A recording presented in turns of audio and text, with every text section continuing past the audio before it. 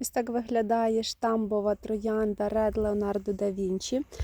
Взагалі, я не є прихильником червоних, темних, таких бордових сортів, але дуже тішусь з того, що обрала саме цей сорт для посадки тут. По-перше, квіти дуже великі. По-друге, квіти красивої форми, насичений колір. Дуже контрастно поєднується тут з газоном, з зеленими кущами. Тут посаджені такі більш зелені кущі, дерева.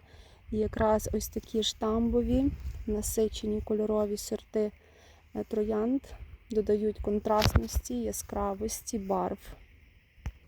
Зараз яскраво світить сонце і трохи важко передати цей колір. Пізніше зніму ще одне коротеньке відео, щоб вже точно побачити, наскільки вона красива.